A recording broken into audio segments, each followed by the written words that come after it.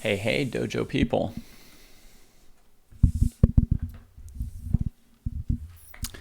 How's it going?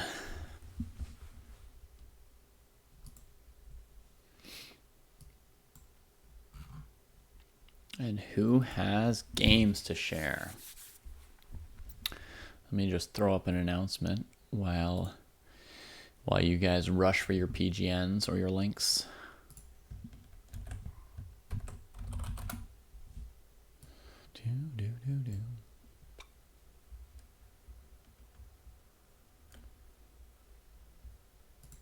Whoa, Jesse's over 2,700 now.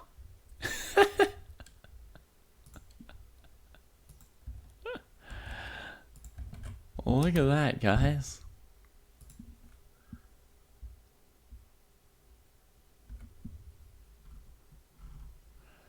Over 2,700, nice.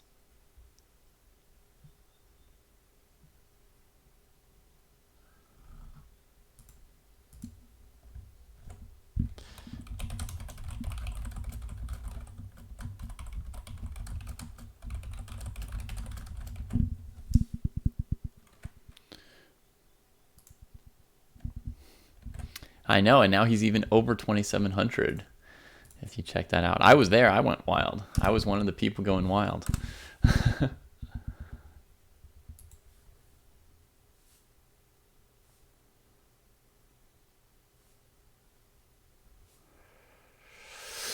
Hey, Hamad.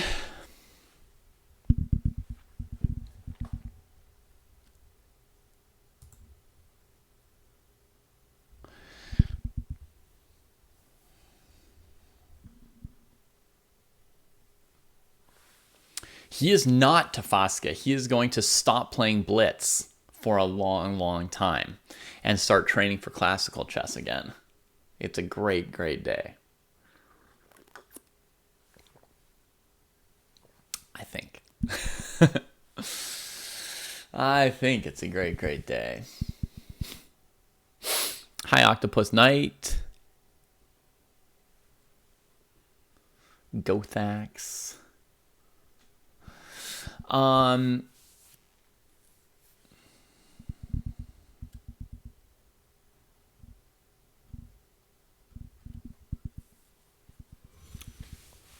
3 months already. Nice, nice, nice, Baron. You're moving up in months and also moving up in rating. I saw you doing well in the classical tournaments. Couch surfing the community as a wandering guru. I bet there's a lot of people who would like to have him on their couch, huh?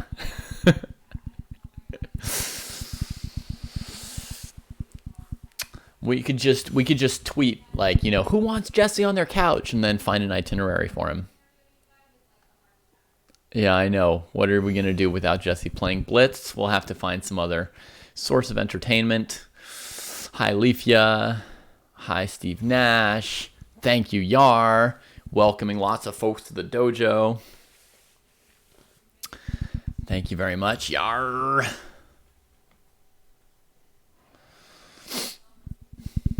Yar and Baron are side by side, by the way, in this dojo tournament. Baron has black against Buddy T, and Yar's got white against Steven Sparks. If it were an OTB tournament, you guys would be sitting on like the neighboring boards to each other as you played your opponents. You'd also be playing at the same time and in the same time zone and all that kind of stuff. But, it is what it is. So, what this is supposed to be is the postmortem. So hit me with a game, somebody. Hit me with a game. I don't know, Leafia. I don't know. I mean, Denver chapter's already done some OTB get-together. Hamad has a game for me, so I'm going to whisper to Hamad. And then we're going to look at Hamad's game, which is exciting because I've never seen a chess game played by Hamad Nomad before. So.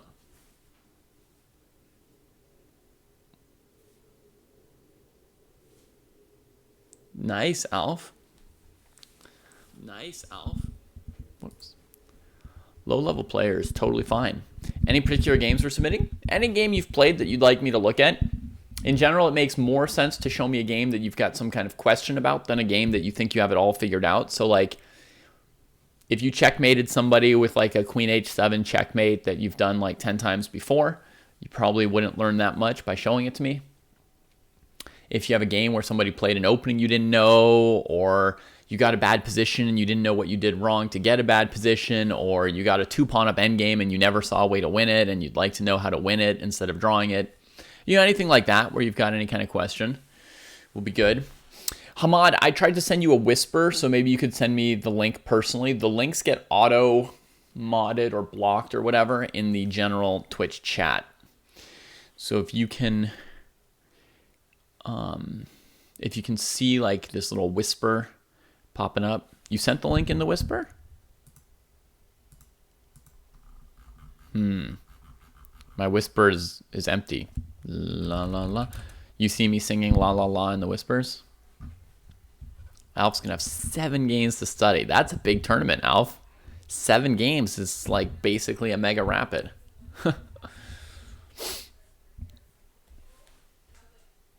Nice, lowest level of hell. You sent one as well through Whisper? I'm not seeing any of them. Uh-oh. Hang on, let me try refreshing my Twitch. Maybe. Hang on, let me try. Oh, I didn't even see there was a hype train either. Wow. And you sent one in Whispers too? Hang on, let me try and find some of these.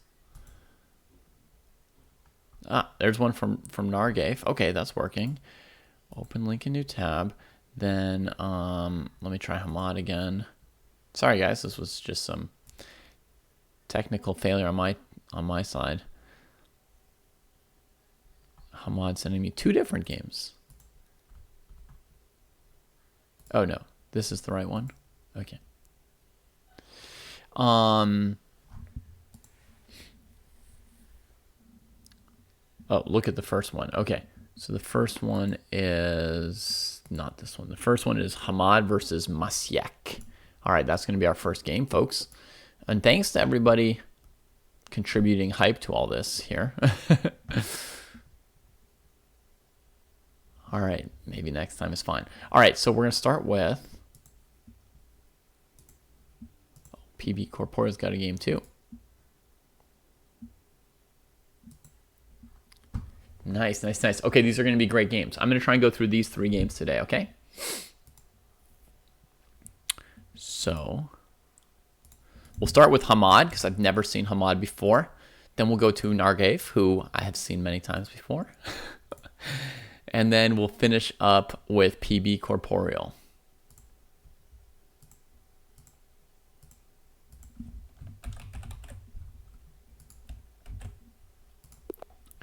And today, right after the postmortem today, I'm going to be going and doing a show on Chess Kid.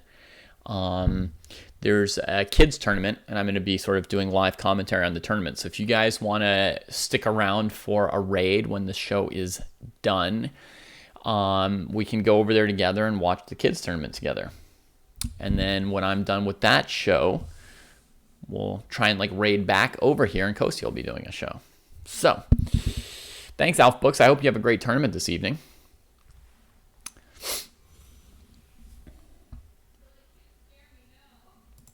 And, okay, so we've got Hamad's game up right here.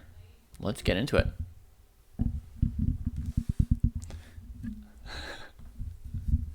It's true. We would have totally lost our big moment yesterday if Jesse had logged off at 2695 and then hit 2700 while we weren't streaming. That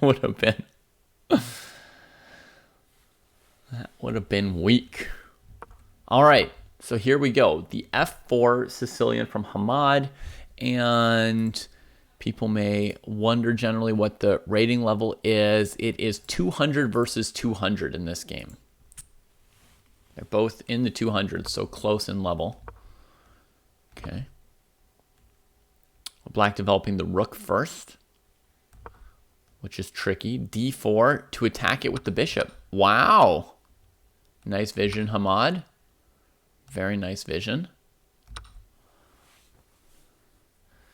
queen into the center is quite fine here, and certainly you want to capture your pawn. Even if you didn't want your queen in the center, you'd probably take the pawn here.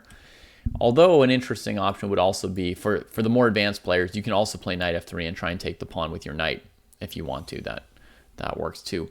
Whoa! What's going on, folks? A deluge of gifts and stuff. You must all be having a really good day too. I'm having a good day. It was really nice out. I watered my plants. I don't think this is from the May Classical, no Race to GM. I just think it's a normal chess.com game played online at a 10-minute time control. Yeah.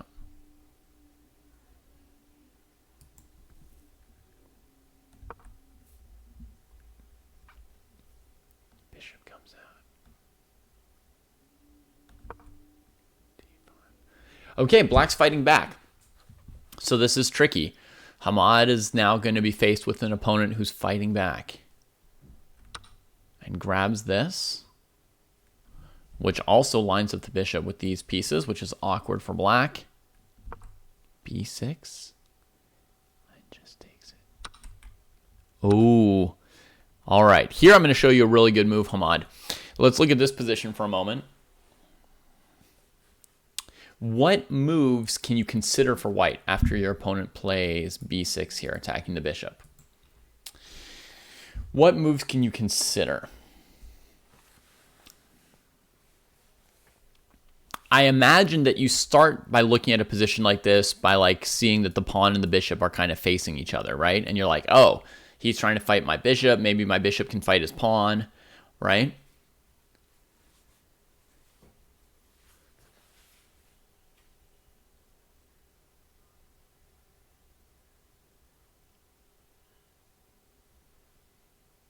But you've got two choices here. I want to make sure you know both of your choices. You can bring the bishop back to b4. Yeah, that's not going to be better than taking the opponent's pawn. What I want to show you is that you can take this pawn with your bishop or your queen. That's what I want to show you. And sometimes it's best to take with the bishop because then you've got a bishop facing their queen, right? And the bishop's worth less than your queen, so you'd be much happier to trade the bishop for their pieces. So sometimes you want the bishop in front, but sometimes it's good to bring in the queen so you've got two pieces attacking together this way, right? So it depends. In different situations in chess, different moves are better or worse. You're probably already, even though you're right at the beginning, you're probably starting to notice that, like in one position, it's like great to bring out your queen and you manage to take your opponent's pieces. In some other game, you bring out your queen and they attack your queen with their pieces, and it's like she's just running around getting harassed, So like different moves are better or worse in different situations. But here, I just wanted to show you, it's very nice to see that you've got these two options, okay? One is very nice, and the other is very nice. So it's kind of a choice of riches in a sense, but yeah, you've got two nice options here. The idea here is that you attack the knight with two pieces, and depending where the knight moves, you might even be able to take their queen backed up by your bishop.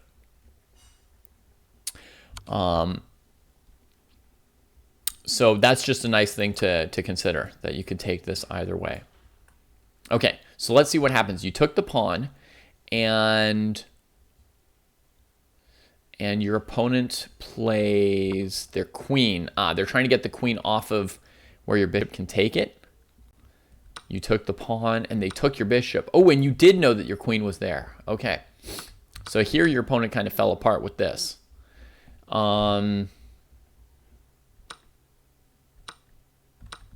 Yeah, that move did not help your opponent. Okay.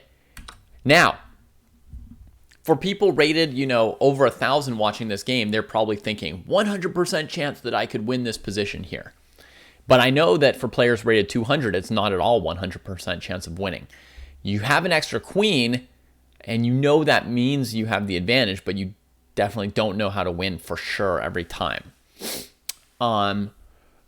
So looking at this position, what should be white's goals to try and maximize your chance of winning every time that you get an advantage like this? The goals are going to be a little bit similar to what your goals are if you aren't ahead of queen.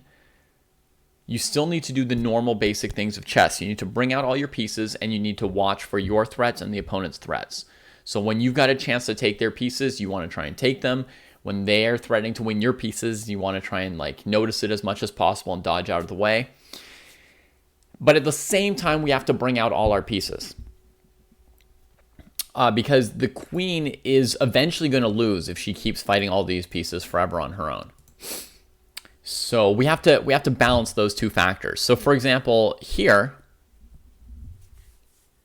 and if somebody else in chat wants to try and answer these questions, this question is really for players under 500. So if you're rated like, 2,000 or 1,000 or something, this question is not really for you. In this position here, do you feel anybody under 500 can answer this? Do you feel like it's time to bring out one of the white pieces?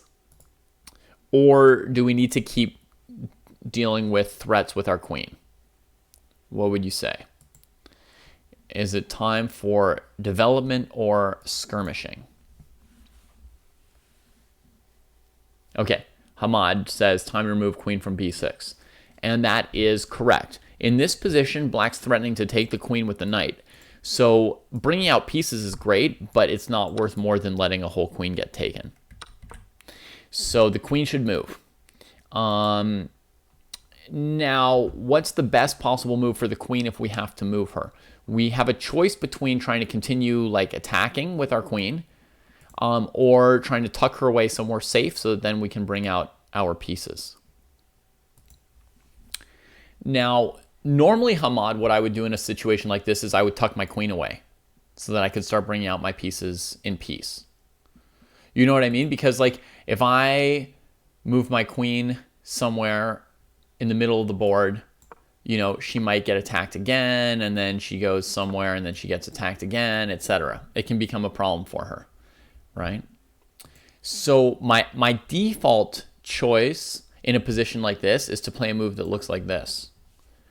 I like to tuck my queen on a square, sort of a little bit removed from the center so that she's not in range of knights and pawns as easily, but also where she doesn't block in my own pieces. And then I'm looking to play the knights out next and probably castle the king because there are pawns missing in the center. And that's often the safest way to win when you have the advantage. And honestly, it's like typical for how you used your queen in most games anyway, is you want to keep your queen in a position like this anytime you can. So for example, let's say we looked at this opening for a second, which you didn't play. But if we look at this opening, when your opponent plays a move like knight c6 attacking the queen, I'm going to try and bring her back really far, actually, like d1 or d2, something like that often, right? And honestly, even if my opponent doesn't attack my queen, if my opponent plays a move like d6, you'll often see me just bring my queen out of the way and then start bringing out my pieces.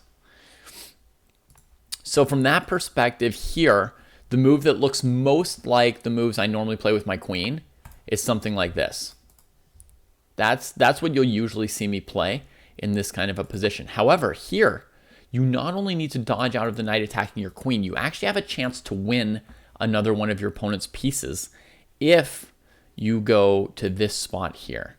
And so in this case, instead of retreating my queen, I would try to keep eating my opponent's pieces. The key to this move is noticing that black has 2 undefended pieces and an open king. With 3 vulnerable things, you've got a lot of chances to make a double attack or a triple attack. It is generally good to bring out your knights pretty quickly, Hamad, and I'll talk about that strategy for you in a second. That's a very good question. Yeah. No sorries. You're supposed to be asking questions. That's great that you are. Okay. So here, because the opponent has so many vulnerable pieces, instead of retreating back to f2 like I would normally do, in this position, I would try to attack my opponent's pieces. And you actually have more than one way to attack 2 pieces here. This move here, which I showed you as like a mistake and then I ran away with the queen, it would be a mistake except except because it attacks 2 pieces, it's actually a perfectly good move. After your opponent plays e6, you could play this move instead of what I played before. All right, check. And we just took a bishop off the board, right? See, I got a whole bishop, so that's good news for me. Now another move that's being suggested by Ibarix is queen b5, check, and attacking the knight. Now after black saves the king, like this, white's going to capture the knight for free. That, again, is worth doing before playing a move like knight f3 or knight c3 or knight d2 or something, because we can capture this knight completely safely and a whole piece. At this point, you're up enough pieces that if one of your opponent's pawns were hanging, like if your opponent played here, I would probably not suggest going and taking this pawn versus just bringing out your pieces. It's not worth that much, but a knight is definitely worth it. So if I see like a free knight or a bishop or something like that, I'm taking it. That's making my job easier. And then the other move I mentioned is queen here. This move, depending on your ability to calculate, which is probably pretty much like you're just starting out and just looking one move ahead right now at your own moves and not really at like your opponent's options and stuff like that. But a move like this has the highest chance of winning material because it attacks all 3 of your opponent's pieces. So even if you can't calculate all their possible responses and all your possible moves, you can start thinking to yourself, if I attack one of my opponent's pieces at a time, I'm not super likely to get it. If I attack 2 of their pieces at a time, there's a pretty good chance I'm going to win something. If you attack 3 or more of your opponent's pieces, you'll almost always win something. So that's just like a little thing you can file away there to start thinking about how to capture stuff, right? Like you see there's several interesting moves here for white. There's queen b8, which you played, lining up the bishop and king. There's queen b5, which Ibarix was suggesting, and there's queen c5, which I had first said attacking these 2 pieces. But of all those moves, the most likely move to win is queen c6. I mean to win. The most likely to win more pieces from your opponent is queen c6 because it's attacking everyone at once. Your opponent gets to move 1 piece per move, right? So realistically, there's not often going to be some triple defending move that saves everybody here.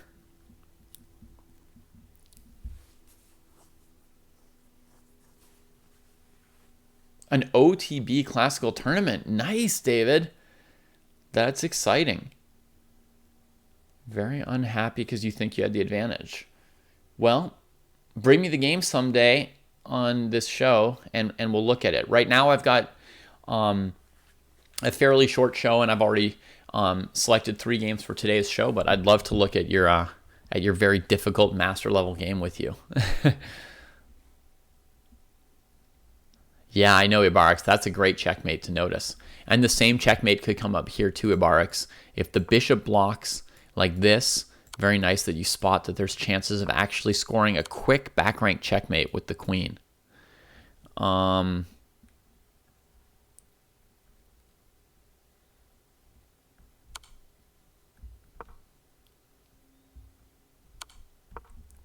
Okay.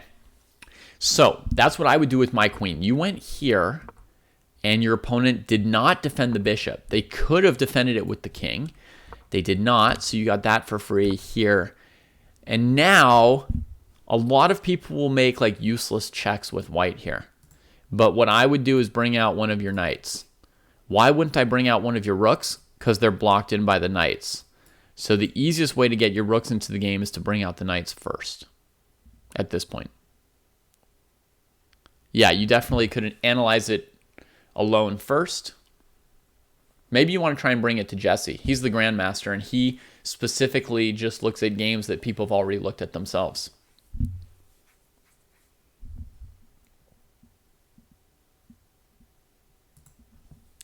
Knight c3 might be a good option, yeah, as we're thinking which knight to move where. Maybe knight c3 because you would want to take your opponent's knight. The basic way that you're going to win this game, Hamad, is you're going to take every single one of their pieces bit by bit, right? Because you're ahead by the queen. So I think, so what you want to do is You want to bring out these pieces, get them into good position, and then capture your opponent's pieces with them.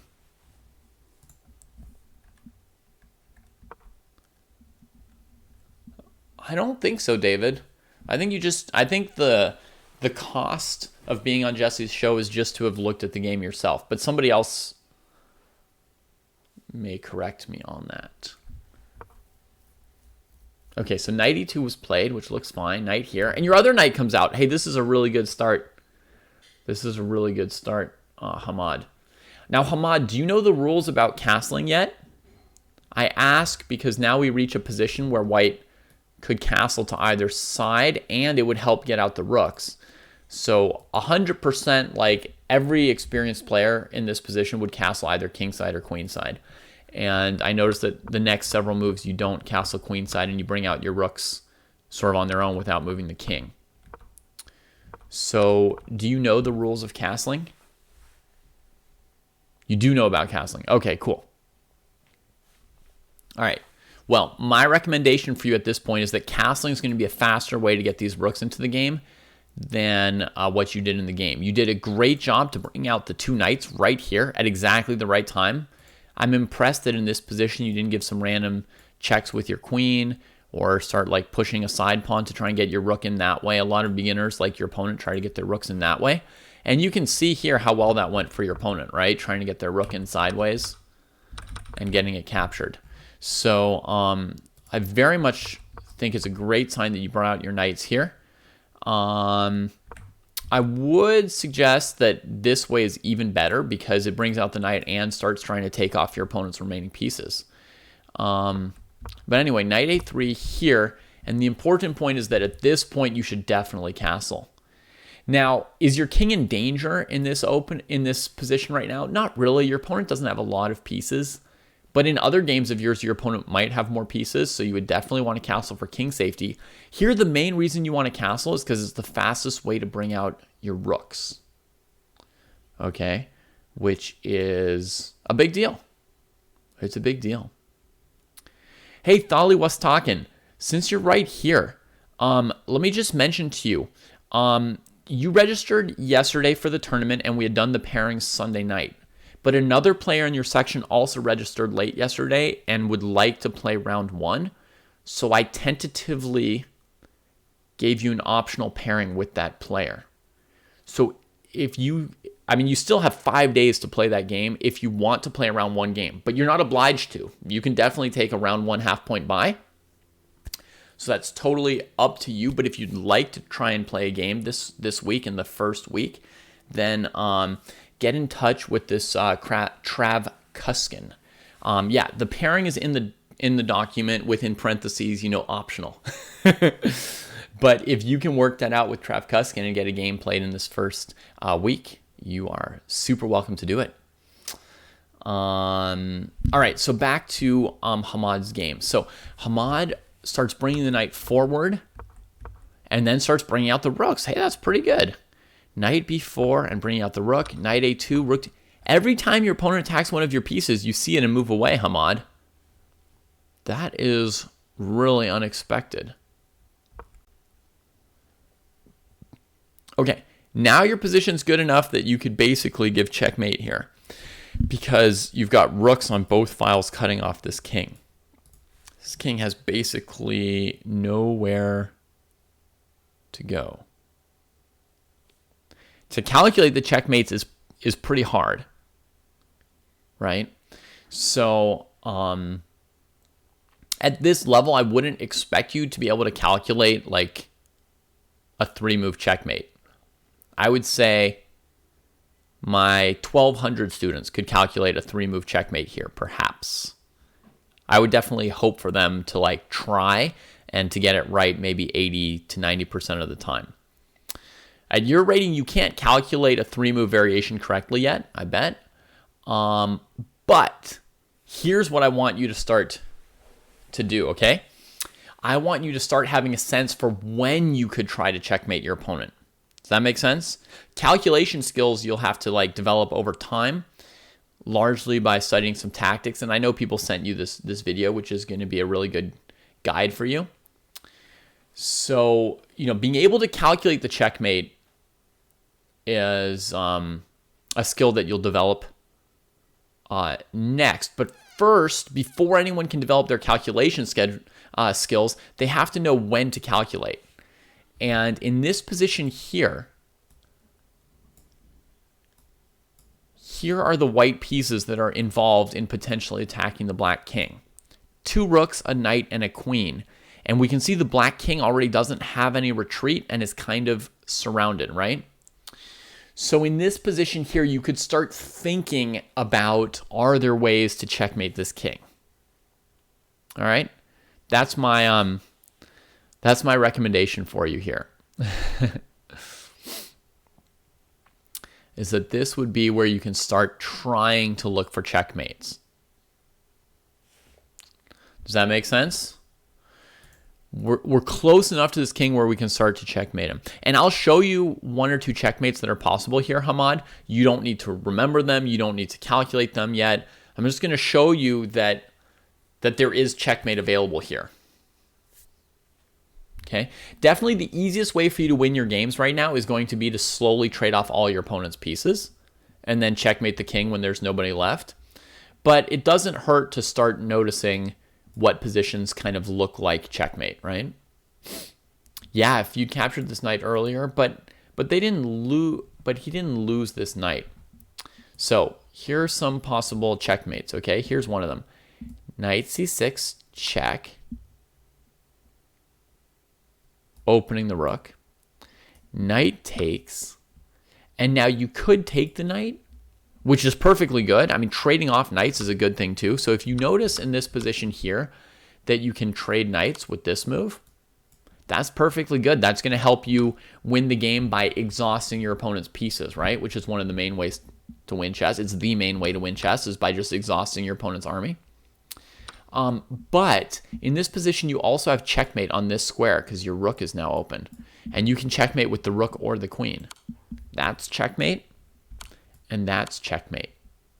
In both cases, only because the king's cut off. If you didn't have the king like really surrounded by your rooks, then in this position, you should just be looking to like trade off their pieces. Right? But you brought out all your pieces. You're actually in position to checkmate, Hamad, because you have a really, really good setup here of all your pieces being out. Remember I said that like back in this position here, a lot of people would keep giving like checks with their queen? That's because they're hoping that somehow the queen is going to like do a lot more damage on her own. Either checkmate the opponent's king by herself, which is actually impossible, or just capture all black's pieces, which again is not like super likely. So if somebody tries to checkmate here, they shouldn't, right? This is a bad position to be thinking about checkmating. It's just going to cause bad moves because it's not realistic. There's no reason white should be able to checkmate here with one piece against a black king that's partially still surrounded by his own pieces, right? So on that position, Ibarix, black couldn't take on f4, partly because it was white's move. And white played knight e2, which defended it. And also because there's like an amazing trick, which is that even if it were black's move and they could take, white has check. Remember that thing about keeping your eye on the undefended pieces? If you can see them all and attack several at once, or you already knew that, you were just trying to show Hamad. Okay. You could be a great teacher, Ibarix. You've got good instincts on what to teach. Very good. Howdy, howdy, Thorbiddles. Welcome. Okay, so once Hamad gets both rooks out, right, now's the time to start looking for checkmates. I think somebody suggested another checkmate that's going to blow your mind, Hamad. Look at this move here. And realize that you can't find this kind of move on your own. Like nobody can. You have to know the patterns to find this. Okay, but this is what's in store for you later on in chess.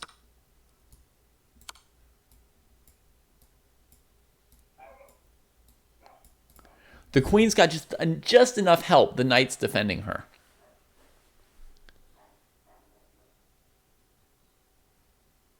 This is a really cool pattern. This is a wow moment for you. I know it's going to be.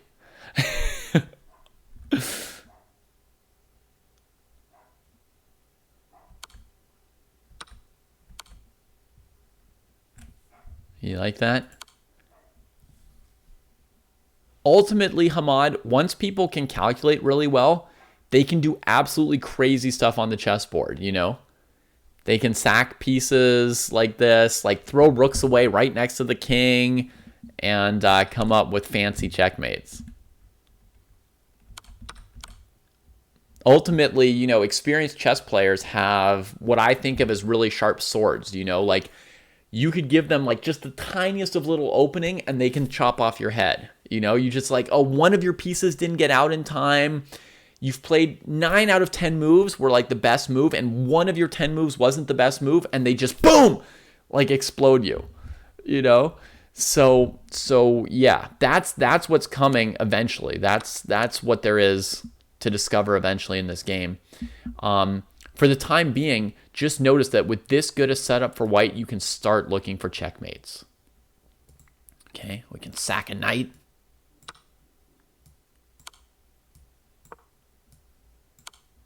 Then chase the opponent down with the rooks, cutting them off like this.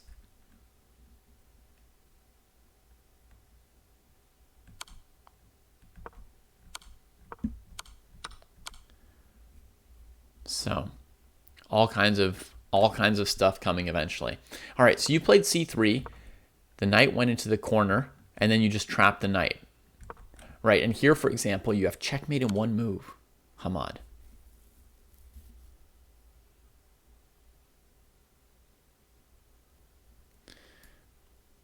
And people in chat are giving you lots and lots of pro tips and good comments here, right? Tactics flow naturally from a good position. When you've got a king surrounded, checkmates just sort of crop up. Boom, this knight move is a checkmate. But you're doing really good at not losing any of your pieces, surrounding all your opponent's pieces. King here. Okay, here you have rook d8 checkmate, which you noticed a few moves later. You brought your queen in. Oh, you were thinking like you need the queen on this row to checkmate like that. That must be what you were setting up. Kind of like a rook roller, but with the queen, huh? And what you didn't yet know is that this knight actually covers this square as well as this square. So this is a very fancy pattern where a knight and a rook checkmate by themselves. Look at that. It's very, very efficient and not easy to do, but a knight and rook, when used optimally, can set up a checkmate like this. Yeah, the knight's very weird for setting up checkmates. Absolutely, Hamad. Yeah, you know how to take out all your opponent's pieces and then eventually set up a checkmate with like a rook and a queen, a rook and a queen, or a rook and a rook, a rook and a rook. So that's cool, and it's good that you used it. It's good that you used what you knew. You took the row with your queen, and then the next row with your rook. Good. Very good. All right, Hamad. Thanks for joining us. Thanks for being on the show. I am pretty confident that we gave you some good tips that are at the right level for you. And do watch that video, which I put a lot of effort into. It's got all my advice for you to gain your next 920 points. All right, or 930. And I look forward to seeing you back as a more and more experienced player over the next couple months. Okay, so next up, I'm going to tell you guys what the quads are, since some people were asking about it while I switch between games. And then we will be looking at a game of Nargaves.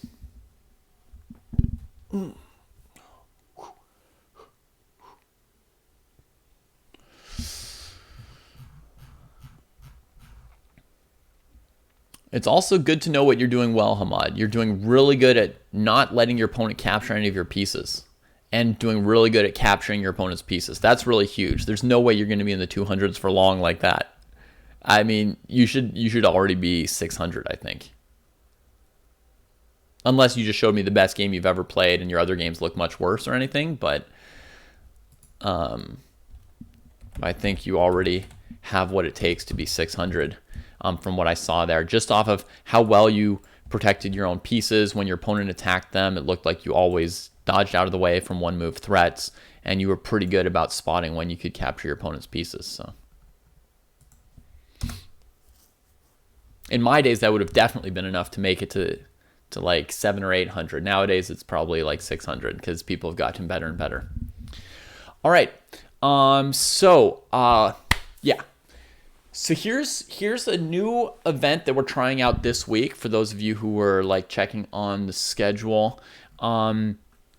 You may have seen that there are dojo quads on Thursday. A quad is a 4-player chess tournament where you play everybody else in your section. So basically there's 4 people groups and you play against 1, 2, 3 opponents. So it's a 3-round tournament. And each of those other people in your group play the 3 people in your group. So in the end, each of the 4 people has played the other 3 people over the course of those 3 rounds. You play 3 games. And so for this tournament, you can't withdraw, which is very rare for a dojo tournament. For most of our tournaments, we let people pop in, play 1 game, and then pop off, and go do whatever else they want. But for this tournament, they have to promise to play the whole quad, to play all 3 of the opponents. Yeah? And the time control is going to be 30 minutes for the game. I'll probably make it maybe 25 minutes plus 5-second increment is equivalent to 30 minutes. We'll do either 25 plus 5 or 30 plus 0, one or the other, basically the same thing. So it's going to be 30-minute games. And you play 3 of them. So it's also a different time control from what we typically play in our tournaments, right? We've got classical, we've got 15-minute games. We're just going to try, a different taste and see how people like it. I like to provide variety here in our events, etc. So, yeah, so that's the idea for the quads. And yes, it is serious that you can't withdraw. When you play in a tournament that is round robin pairings instead of Swiss system pairings, and some of you are like, Swiss system, round robin, what the? When you play in a tournament that's round robin pairings, you can't withdraw. Round robin pairings means that there's like a group and everybody plays everybody in that group. Round robin, I don't know, you go around the robin, I don't know, you go around and play everybody in the group, right? In a Swiss system, you just need to play somebody who's won or lost about the same number of games as you each round. So if somebody drops out, it's fine. You just get paired with somebody else who hasn't dropped out. So if you've won 2 games out of 3, you don't care which other player with 2 out of 3 you play. You just play anybody else who's won 2 games. But with the round robin, you have to play to the end. Otherwise, one of your opponents is sitting there without somebody to play each round. So, yeah.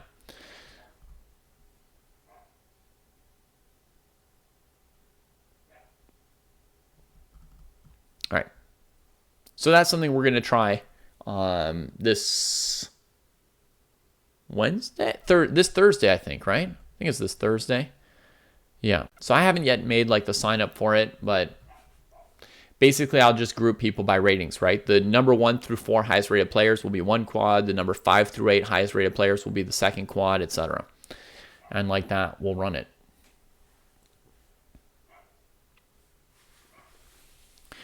I haven't set up the registration yet. I just added it to the schedule. So I'll do that when I'm not streaming. For now, we're going to go look at Nargev's game.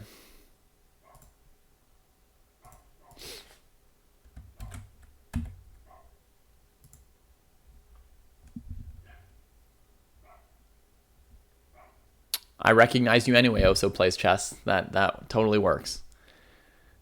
Yeah, we're not going to do an administrative stream where you guys watch me set up Google Docs. We're just going to...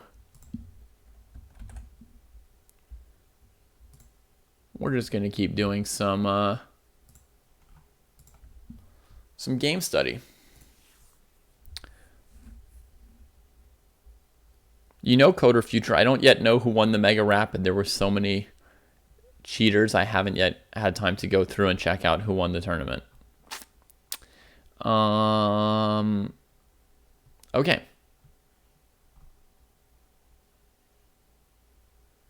It'll be pre-sign up because ChessCom tournaments are always Swisses, so we'll have to handle the signing up and all that ourselves for the Thursday tournament. And it's one game in one, it's one tournament in one day. It's just 3 rounds, 3 hours, and then you're done. It'll run from 11 a.m. Pacific till 2 p.m. Pacific, and then Kosti will take over with his stream then. There are prizes, they're just unknown and we don't know who won them yet, etc.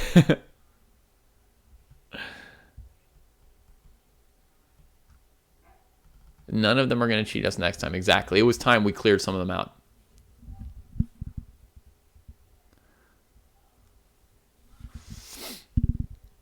All right. So Morphe's question about this game was, questions mostly around moves 20 to 22. What sort of plan should I be looking to execute? I feel like I could have played the endgame better. I won, but that's because of a blunder, not because I had a superior position. Okay.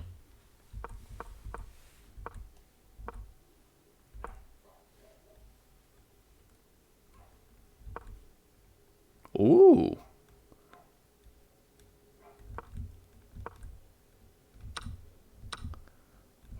Wow, some aggression here. And then straight into the end game. A little surprise. You can, Chaim, sure. But I did already tell 2 people that I would look at their games today. So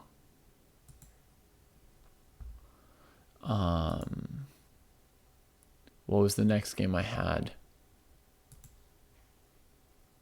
I think it's Franjo Barisic versus Banausos was the next game I had promised to look at today. Yeah, sorry, Chaim.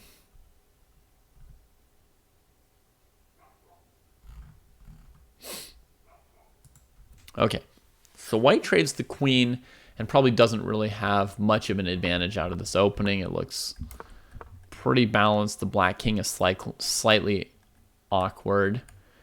But we'll see if white's able to do anything with it. Knight on e5 is dangling.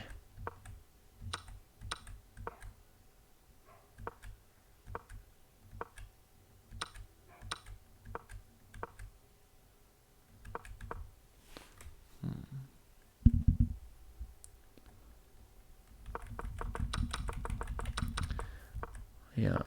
I'm just sort of playing through the game once, but Morphethian points out that knight takes c7 was good here.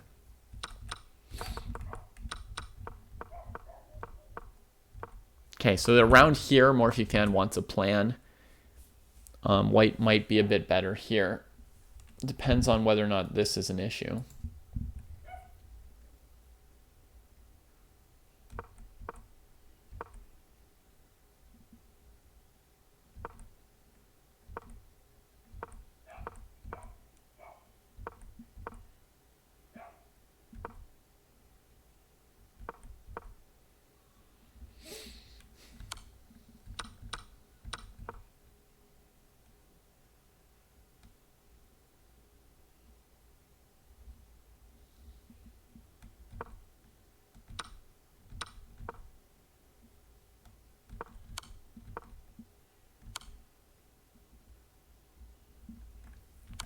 Here you're winning.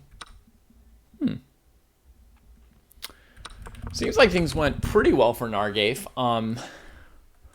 There's a couple phases to this game that could be interesting, but we'll go with I guess we'll go with Nargave's greatest interest, which is how to play this sort of position here for white.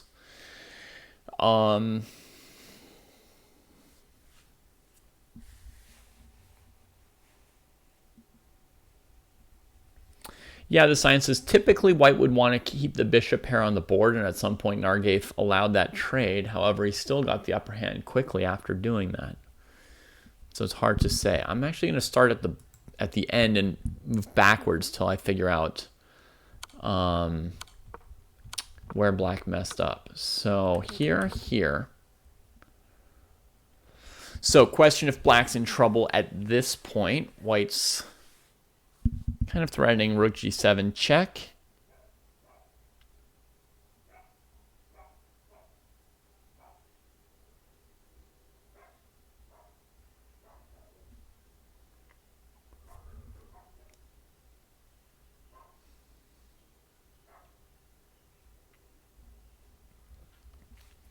So possible defenses for black. None of them look fantastic. If they try and save this pawn from check and taking the pawn, then things get even worse for them because the king gets stuck on the back rank. And white can go here, threatening checkmate. And black gets into huge trouble with this also threatened. So a5 is definitely not a defense here. So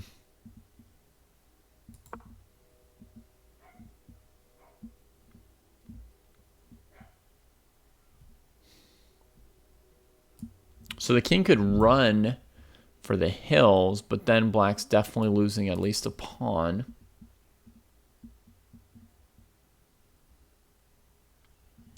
I guess this king could try and come here and attack f5 to keep black in the game. So like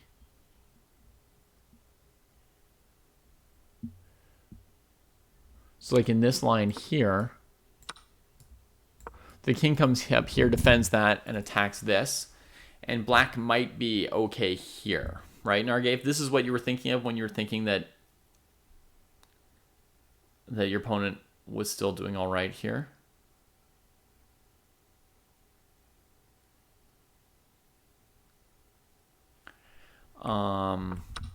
So that makes me wonder if in this position the best move might not be rook e1, cutting off this square from the king. I think this may still give white a nice advantage, right? Because king here, rook here now.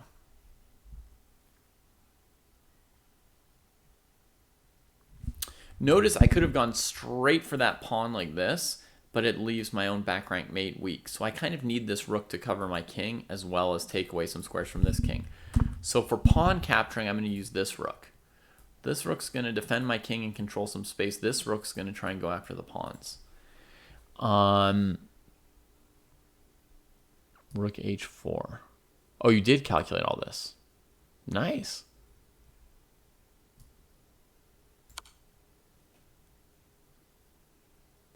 I think you've got a clear advantage here.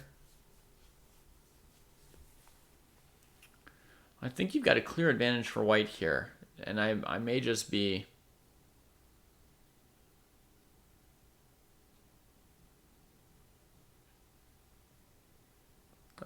overestimating it.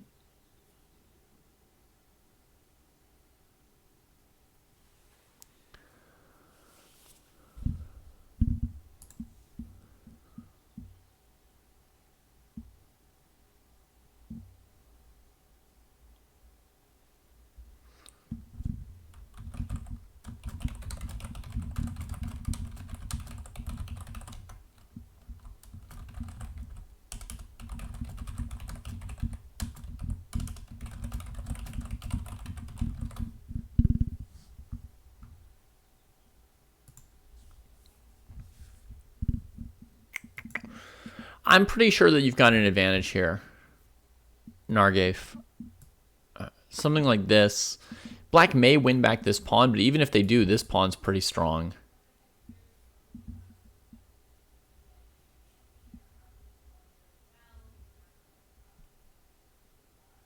So you should be pretty good here. Yeah. And, I mean, you also have options like rook e3 now covering this pawn. You've got rook e7, like, bottling this king in and then doubling on the 7th. Yeah, I think there's a lot of chances to win here for white. I mean, I'm not saying that you're winning for sure, but you're in a very good position.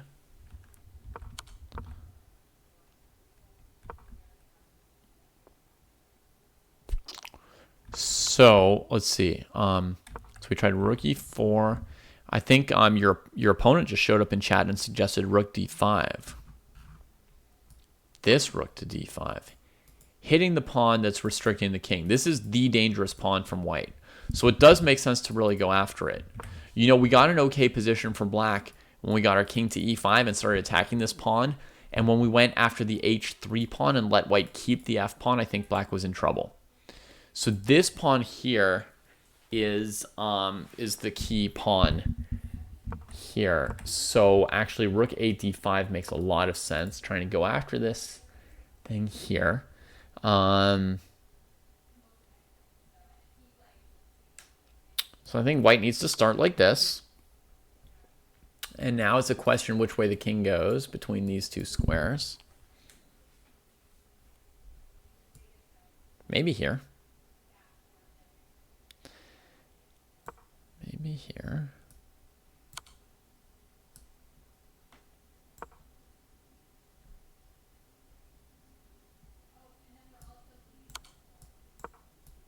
And the king gets to this square.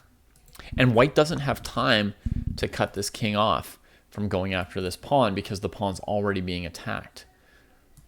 So this is yeah, I think Buddy found the best defense here. And it may be enough to make the game close to equal. I mean, if black can eliminate this pawn, I would guess that the game is more or less equal. We could give up this pawn and hope that the bad king position on the 7th rank gives us something to play with, but I feel like the black rooks will be so active and white has no strong pawns, it won't be enough to win with. Right? We don't have enough to checkmate. With just 2 rooks, the 2 rooks need 1 pawn to help them.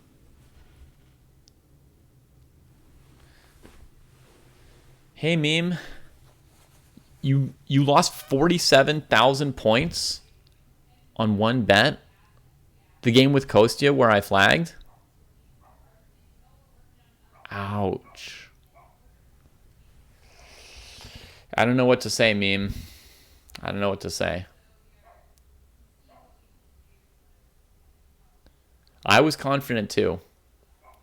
But this happens a lot. On my side, it shows me that I've got 3 seconds, and then after I make my move, it takes my move back and tells me that I'd flagged.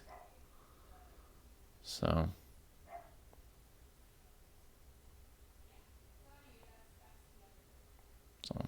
I don't know. I'm very sorry that happened. But for me, chess is just chess. You know, I just play moves, and I don't worry too much about who won or lost or the gambling or this or that.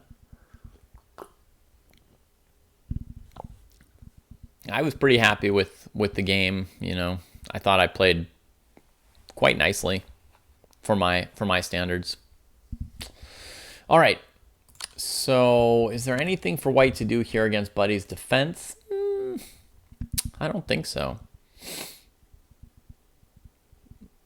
Nothing that's going to hurt black, right? I mean, we can definitely get a scenario like this. But now, I mean, the black rooks are impressive. And I don't think white can do anything. I mean, if anything, white might even be slightly worse here. So yep, that happens to me. Thali was talking. That happens to me. Okay, well, this is a great defense, Buddy. Not an easy move to find, but you'd seen it. That's good. Okay.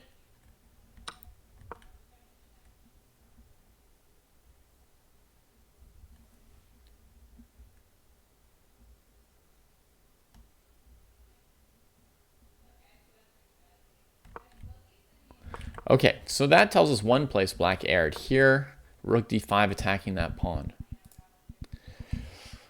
Okay, so let's go further back. So does white have any advantage in this position if they don't trade their bishop for the knight? Kind of a separate, in a way, a separate question. All right, Thali, will do.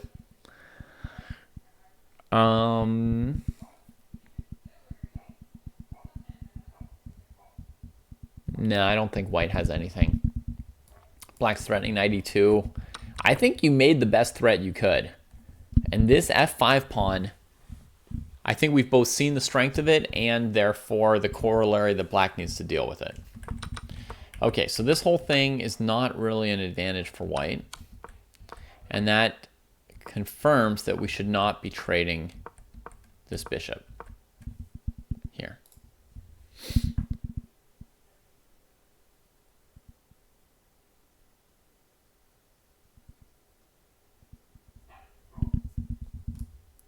So here's your move. You just keep your bishop on the board. You just head back.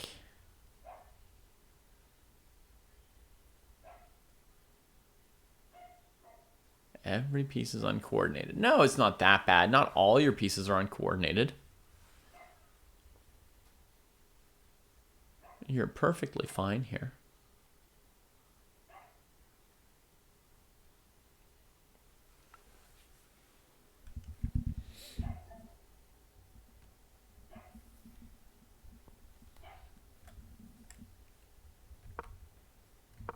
Yeah, so just keep your light squared bishop here. These intervening moves here, I think what you did is fine. A3 is fine. F4 is fine. Oh, here you could consider throwing in the move F5, gaining some more space. Or G5. I don't know that moving the bishop here did very much for you. Here's a move you could look to maybe improve your position a little bit more, Morphy fan.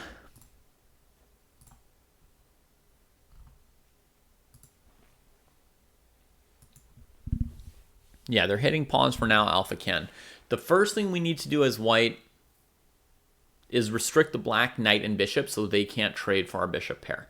The second thing we do is open an area to fight once the opponent's already been restricted. Therefore, the move F5 like comes to mind here as a restricting move.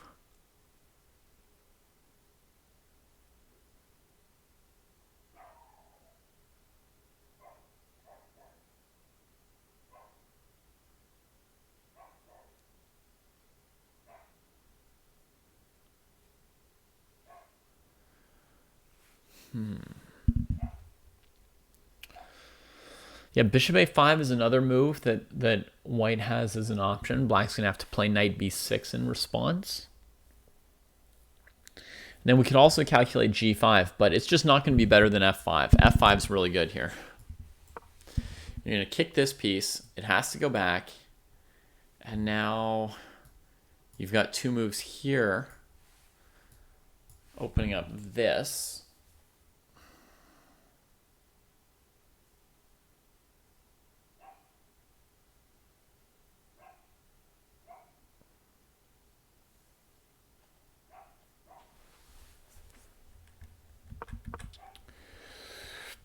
So here's some moves that were on my. Let me make a longer list of my candidate ideas, Morphy fan, so you can see my thought process rather than just getting into like f5, which is probably the best move.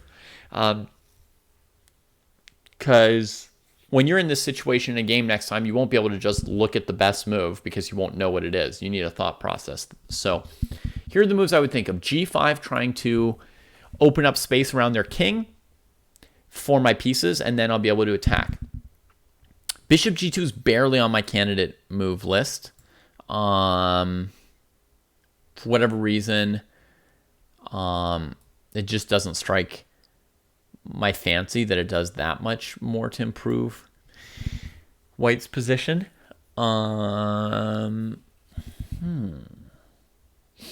Bishop a5 and a4 are on my list. Moves that like poke at this structure. I would even consider b3 for a second, but it's terrible. But it's still like one of the moves that I'm looking towards to figure out what's going on in the position. c4 from the opponent is like too strong a square to break at the moment. Also, if they take, open the c file, that's kind of risky here. And even if they push c3, it bottles our king up with back rank mates forever, which might also not be good. But let's have a quick look at a4 just for reference. Another move I would consider here. a4.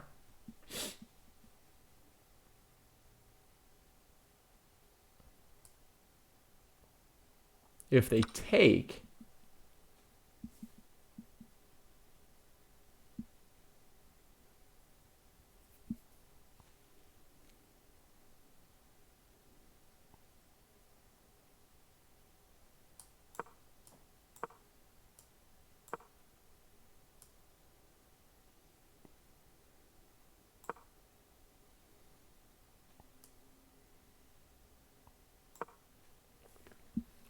it doesn't seem like we're going to win either of these pawns without having to trade off a minor piece. We don't want to trade a minor piece. So we're not going to do this. Okay, that's where we're going to reject this a4 idea. But the idea of the a4 is to get this bishop involved by collapsing this pawn structure. So it's an important idea. If black played a6, they would lose to this because that pawn lost control of knight b6. So you can see that the a4 move forces action, right? It does break up this structure. It's just that after this move and then bringing the knight to b6, we won't be able to recover these pawns without a minor piece trade, and white does not want to trade minor pieces. Not till their advantage is significantly bigger than this. So that's how I would look at a4 and then reject a4. Bishop a5, if I wanted to trade rooks, I could do this. Do I want to trade rooks? Meh. This doesn't accomplish anything special for white.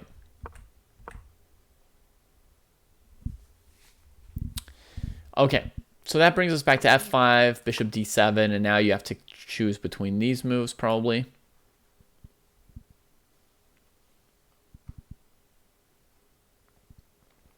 Both look pretty good.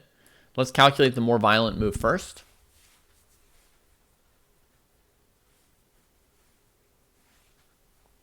Does the knight have any good tactical counters? Any good moves from the knight that attack anything of white's? No. So this straight up wins a pawn. That's going to be hard for any other move to do better than this. Takes. Here.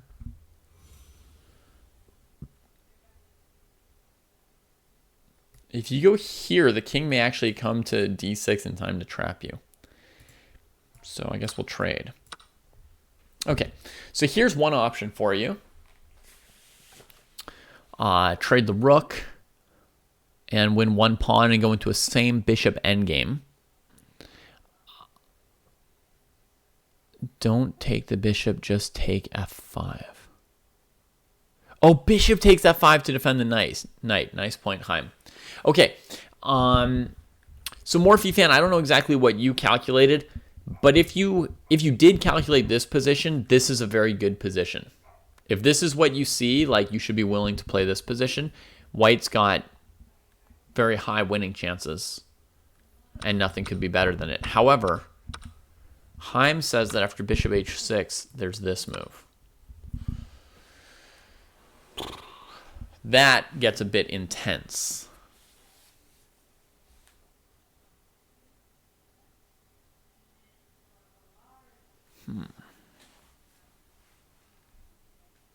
Yeah, we could go bishop takes g7, bishop takes c2. This could go on.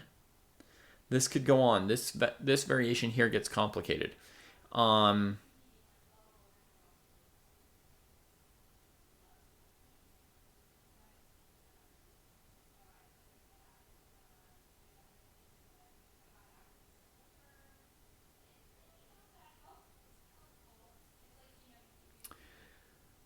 Bishop takes g7, bishop takes c2 looks about equal. If this move, the rook can take and defend the bishop. So it's got to be here.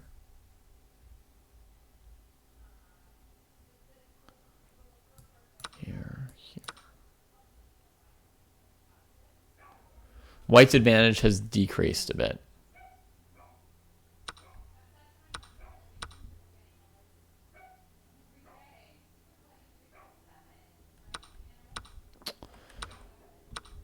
Okay, so that doesn't seem to work. Bishop takes h6 doesn't seem to work there.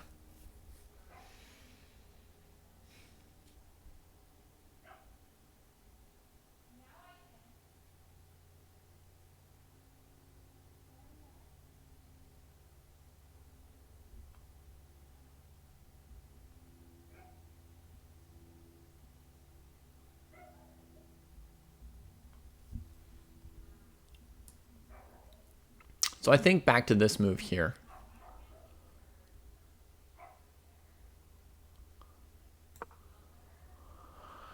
Attacking these pieces forces the knight back.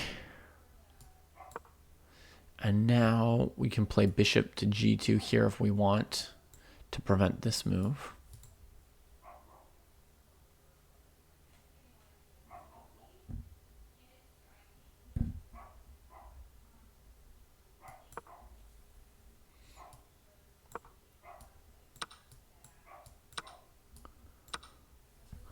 See, black would lose a piece if they try bishop c6. So we can play bishop g2 here for white. The black pieces are quite bottled up. I'm expecting this move.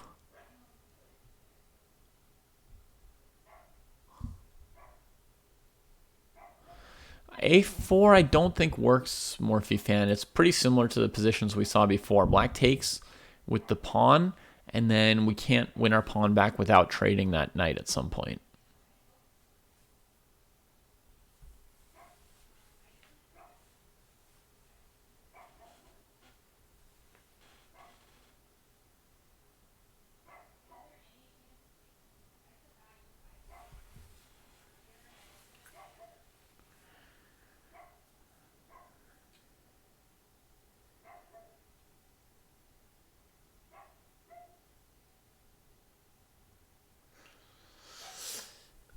Chaim, I think the idea with rook e3 is just to get it to a better square. It could even come to e6 and threaten this. The issue with rook e3 is black might be able to trade the bishop too right here.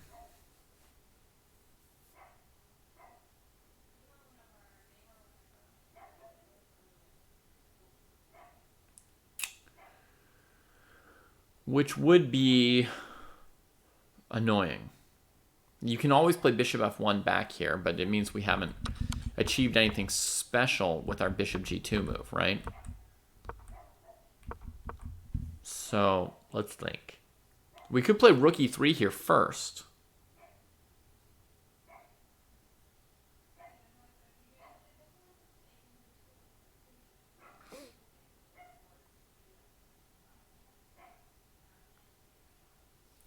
We can play h4 g5.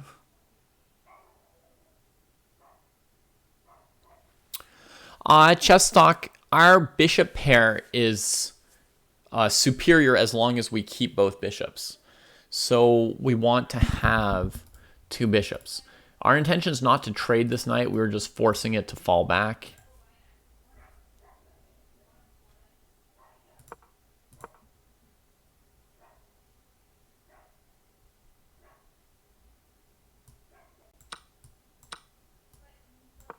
Okay, so I'll trade on purpose to take the rook off of this move.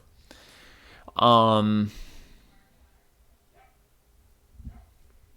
Race to GM says that very simplified position could be played. And actually, that sounds reasonable. Hang on, let's look at that, even though it's not really what we want. Let me find it.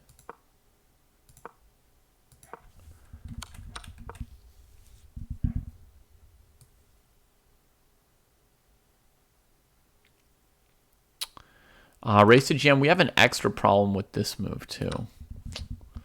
But okay, let's just see. Let's just put your idea on the board for everyone to see. And he wants to bring the king here. The black king's cut out from the game. The white king's going to be able to attack that pawn and make progress. Black is in a lot of danger here, yeah.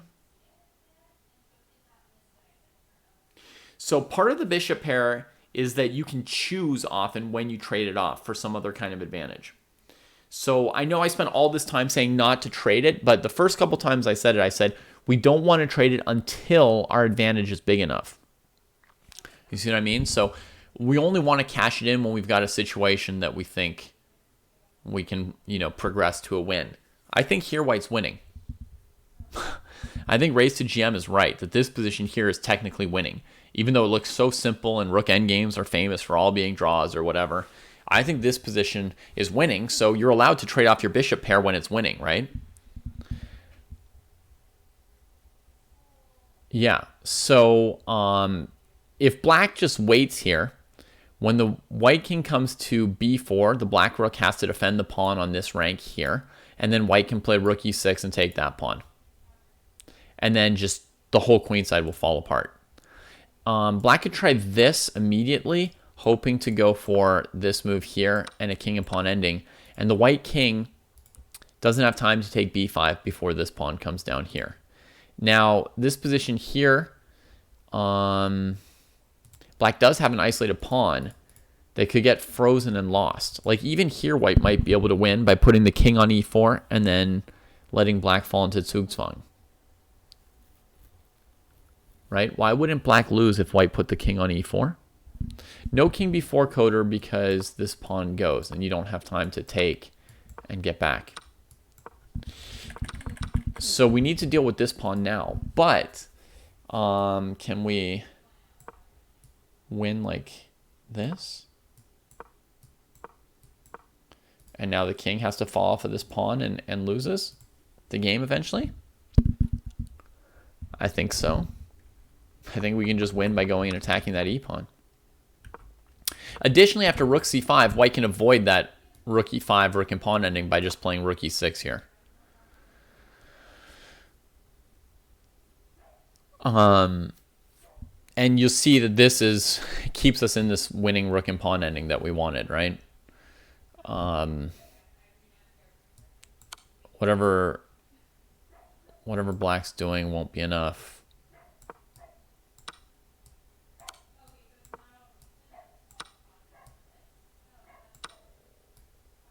And white's faster in the race.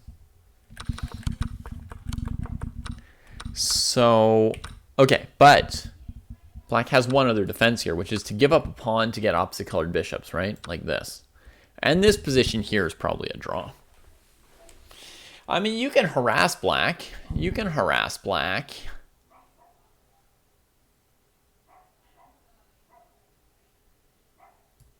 But I don't think realistically you can win this opposite colored bishop endgame.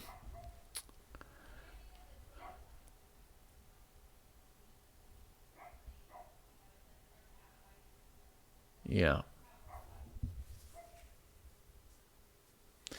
Yeah, I would say it's implausible to try to win this position. You can try, but I don't think that you can do it. So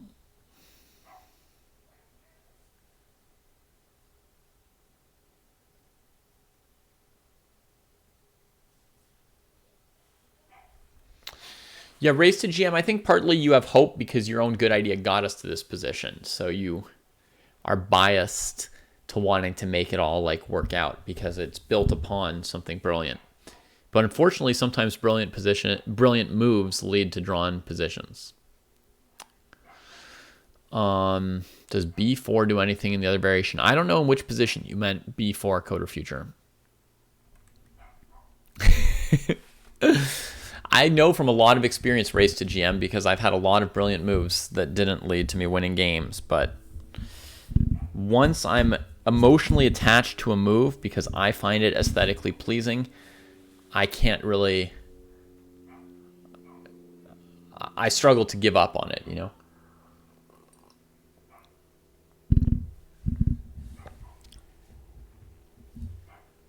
All right. So, how should white torture black here?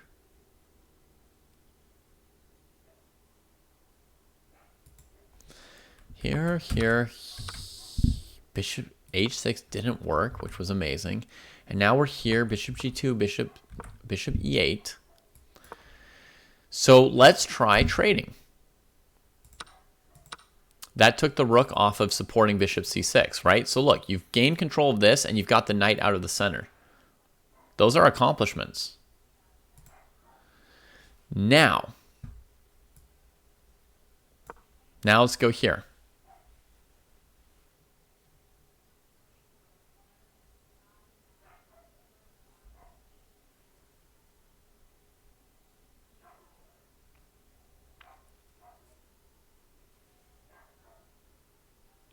Check the entire line with high depth. Wow. You must be fast on that. But it's not really my analysis. It's all of our analysis together, right? Everybody suggesting some moves. All right, so we get here.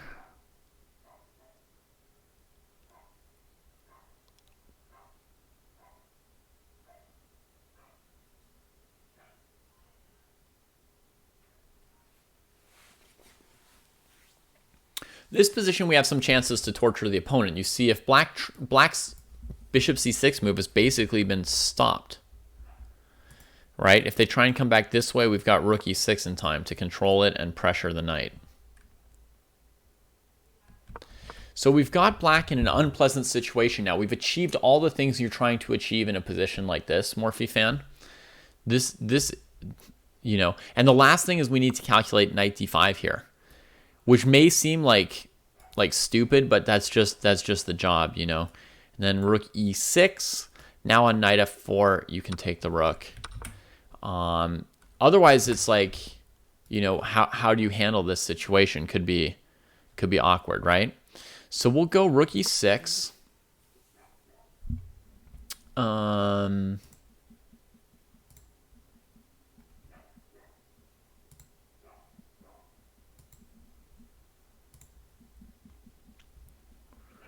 Now Black's got to move the rook somewhere like here. Now we have to get out of the way of knight f4.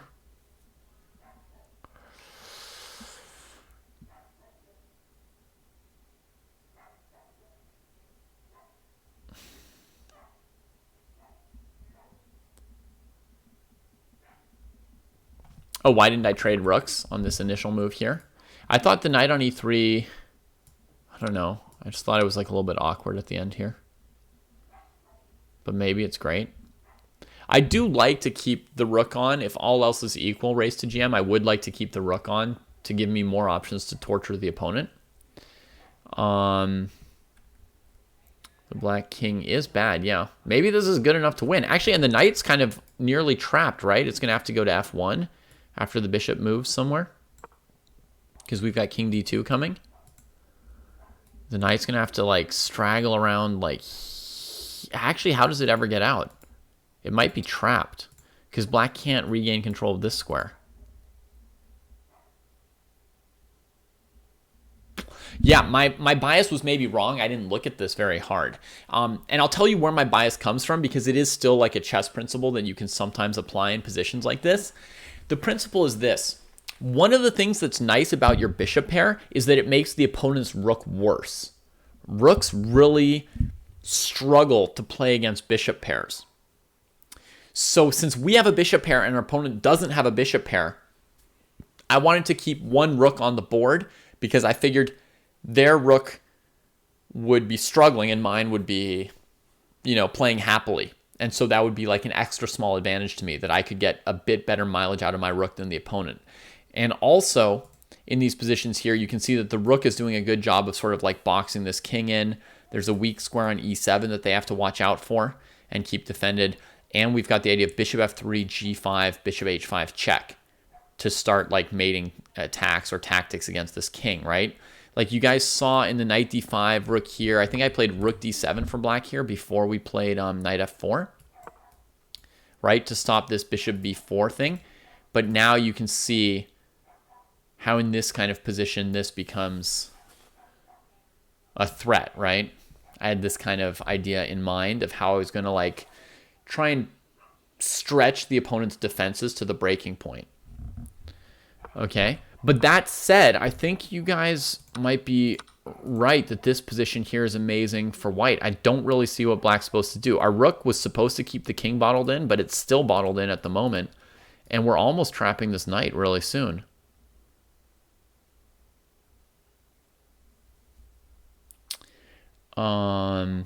What about c3 for black to get a square for the knight? Yeah, good move. Absolutely necessary. Absolutely necessary. And a great move. It stops king d2. And if we take knight here, and it's basically seeming to win this, white can probably still get an edge, even though it looks like done here. Maybe this move. I'm saving my juice. I'm saving my juice, Morphe.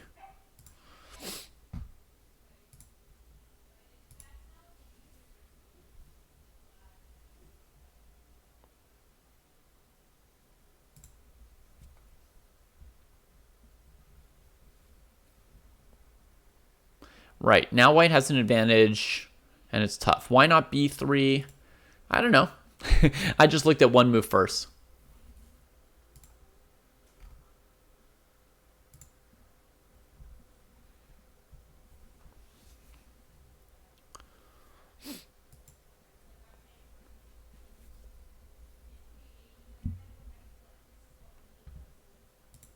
If we play b3, then the plan is to play bishop a5 and win this pawn, right?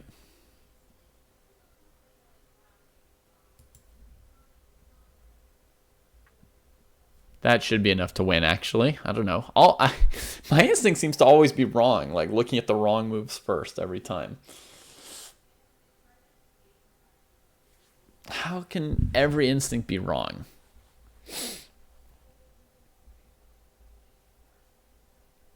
This looks just winning, I think.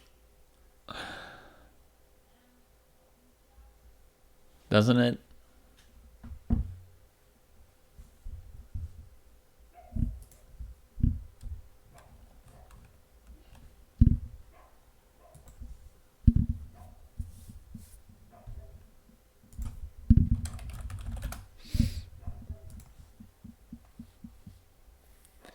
What does white do next, Bartal?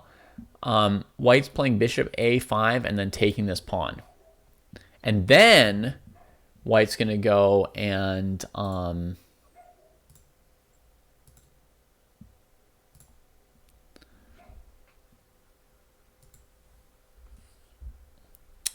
then white's going to, maybe trap the knight if it's still there, maybe bring the king out, maybe attack the a7 pawn with the bishop and make more weaknesses, etc. Yeah, black can try and trade off a couple pawns with g6 and h5. Nothing that's going to keep them from losing here, right?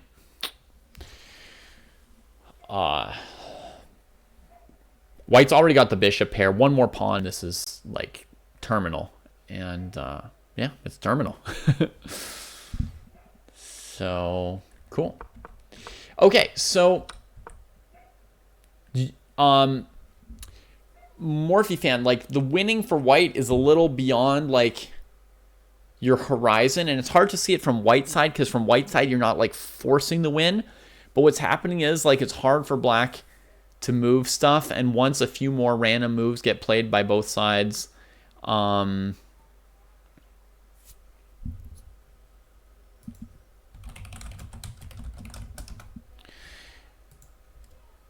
once a few more moves get played by both sides, it starts to emerge eventually.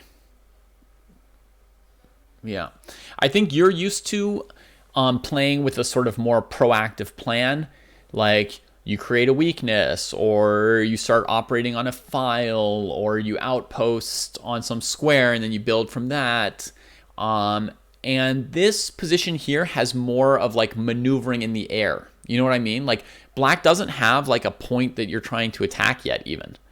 But what we've done is step one, which was keeping those two minor pieces from being good, right? Which I told you all the way back here, right? Step one is you keep these pieces from being strong. Step two is you'll find some area to open up.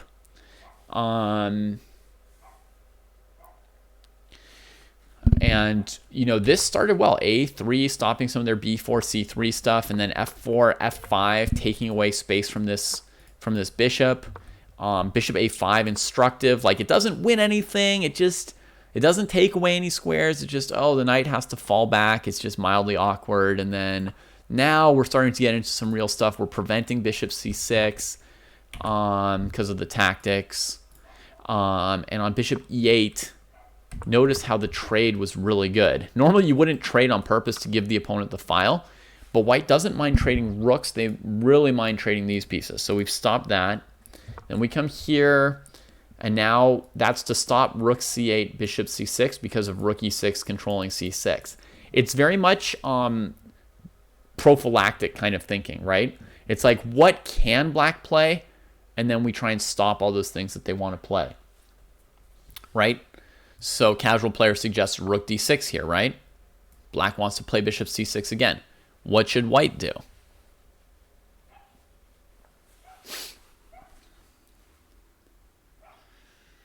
We're just trying to prevent and prevent, right?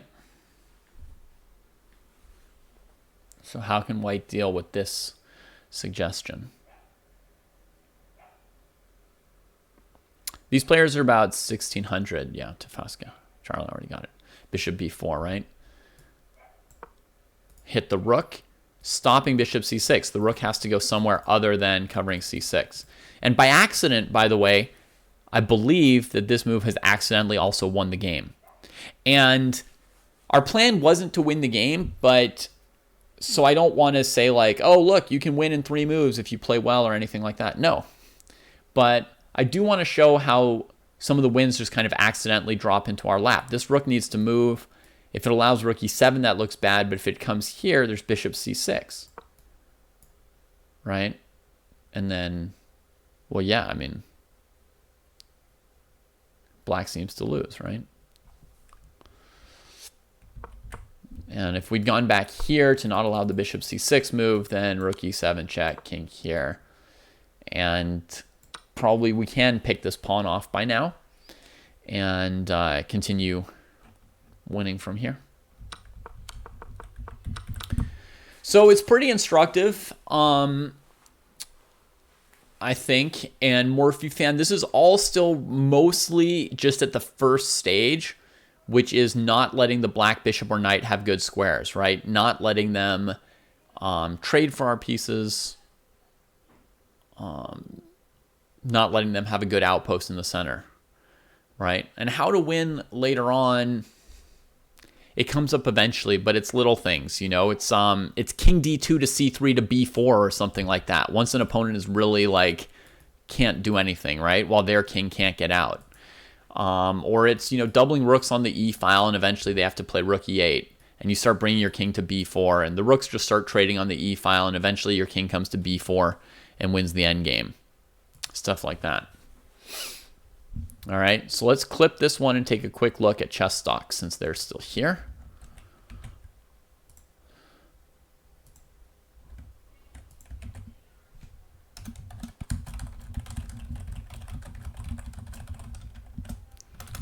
All right. So we're up against it for time. But chess talk, you're Banausas, right?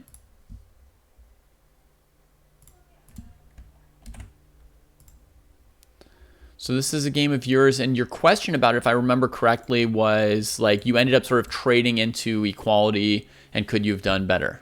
No, you sent link.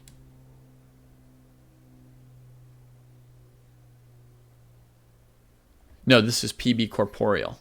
Yeah, it was PB Corporeal who was third. Sorry, Chess Talk, I don't have time to see your game today. Sorry, I got it tangled up. Okay, this was the third game that I was going to hope to see for a little bit today. So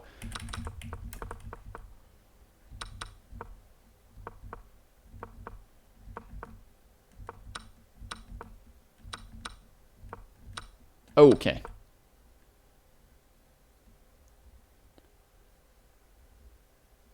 Right. Okay. So, Banausas, the dark squared bishop trade is not good for you. That I can tell you right away. White's dark squared bishop is not a good piece, and your light squared bishop is not such a good piece. So, you really don't want to trade this unless it's achieving something spectacular for you. Okay? That said, in this position, the move bishop e7, white has a great move to try and draw the game, which is bishop g5. So earlier on here, before some of these trades, maybe before knight b4, certainly before pawn to b4, you want to get this rook off of f8 so that if your opponent tries to trade this bishop, you've got the bishop f8 option. Okay. So, I mean, in this position, white can't yet play bishop g5. Well, it's a lot to calculate. You can take on d4. They can take on h7. But generally, in a position like this, I would play this move for black. And now on bishop g5, I can always play bishop f8.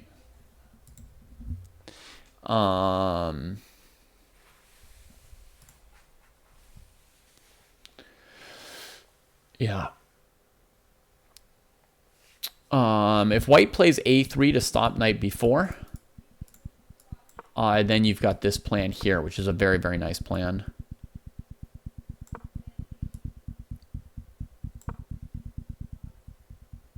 And then later b4, and you'll beat up on this b2 pawn. Oh, for black, you like to play a3. Sorry, raise to GM. You want to play a3 for black in a position like this. Oh, yeah, a3 could be quite a nice move for black here. Yeah.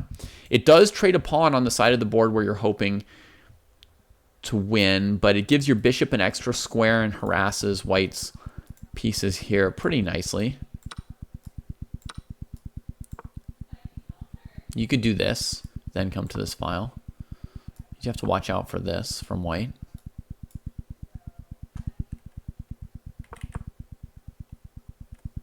This threat here is a little bit worrisome. I can understand maybe corporeal part of the knight c6 to b4 quickly was fear of queen d3. So in that sense, you know, knight c6 here to try and deal with that. If I were white, I would have definitely played queen d3 just to make black do something over here, something that I can work with later on.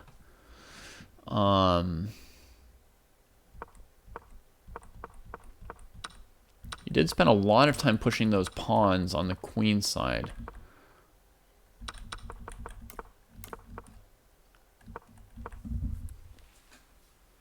Knight f4 is coming. You're fine with trading that knight. No problem there. That you're definitely doing correctly. I don't think you need to rush the pawn trades, actually, corporeal. I think the priority for you should be this. Queen here, rook c8, knight c6. I would bring out your pieces before I would pawn rush here. Okay? And I'll give you sort of like a brief kind of theoretical justification for it, which is that right now, your knight, queen, rook, and rook are all sort of badly placed, and you will gain more force and impact on the game more quickly by developing them than by pushing these pawns. Pushing these pawns improves the rook on a8 a bit, right? But it's like 2 pawn pushes to improve this rook like 50%. Whereas you can improve this rook about 100% and the queen 80% in just 2 moves, right? Knight c6 also, by attacking this, takes away a lot of white's options. Start to tie their pieces to here. So I think that the correct move is knight c6 first. And then let's say white continues with this plan. I think you're fine to trade it, although you also don't need to trade it. There's also just this move sometimes gets played, and you let white take here and then take back like this to get this file. It stops bishop f4 and it introduces ideas of taking here. This knight can't move because of d4 being attacked, and you can actually like double rooks on the f file sometimes and play g5, g4. It's a whole plan that can be used in these positions. I'm going to play random moves for white just to show you what it could look like.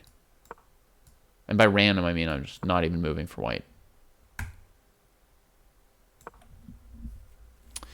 So the point is that and notice I don't start with my g-pawn, right?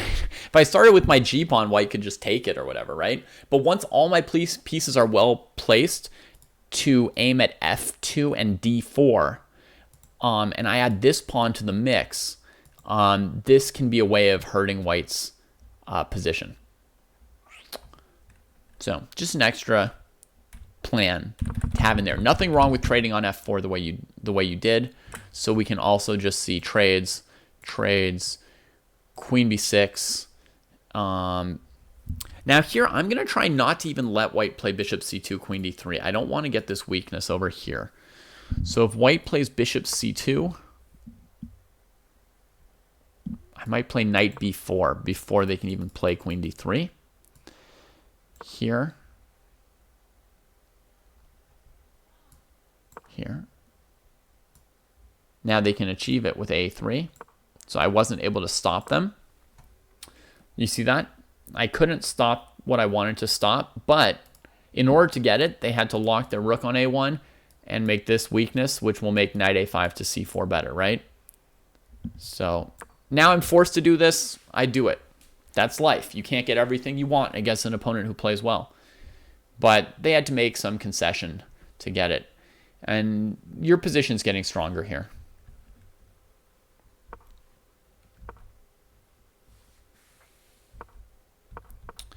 So that's how I'd transition from the opening into the middle game, okay? You really hurried up with this pawn rush, but, you know, it set up this whole queen d3 for your opponent, creating a weakness very smoothly. And you see white's got their pieces out a little bit faster and more coordinated than you. White could even play the move bishop g5 here, Analysis, and try and trade this bishop and leave black weak on the dark squares around their king. And here you don't have trades, and winning the pawn on d4 because your knight's not out yet, because you spent 2 moves on this pawn. If your knight's on c6, then white can't play this trade. Like in my version of this, knight c6, knight f4,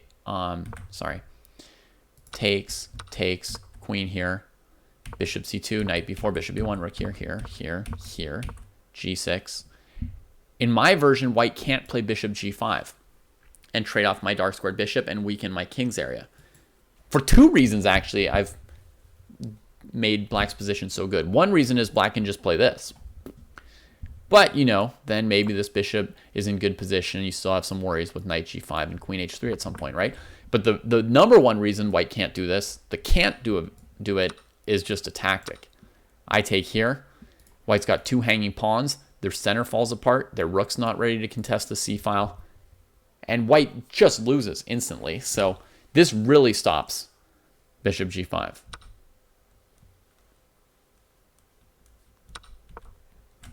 So if you compare that to in the game, right? In the game, if I were white, I would have now played here, here, and then bishop g5. And now you've got some things to worry about as well.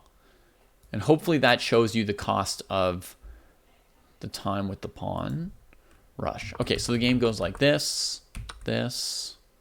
Yeah, it's fine to take that piece. And here you prioritize b4, and I would just be developing the rook here probably. If that makes sense.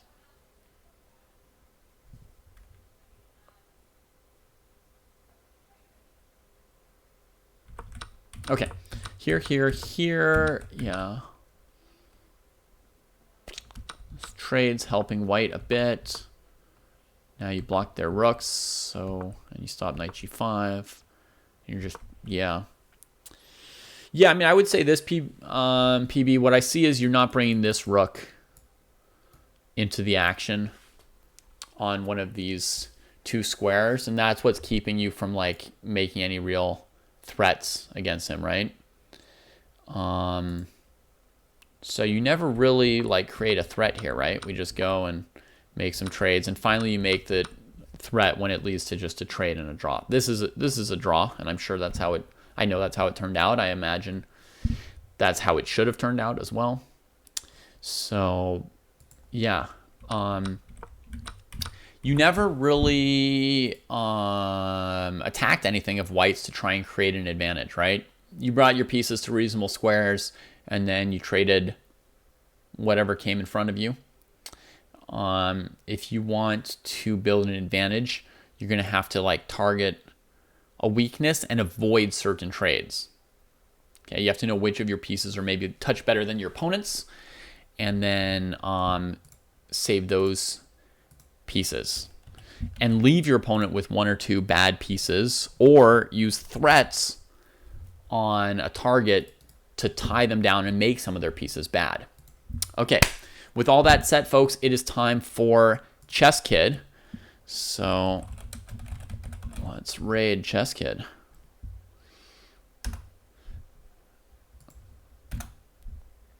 I will be doing a show there in like 30 seconds.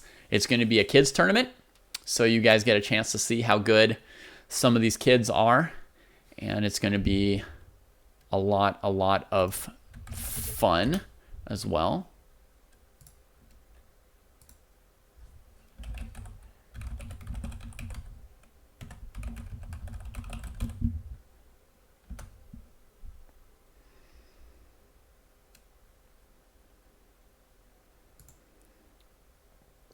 Looks like the raid is ready.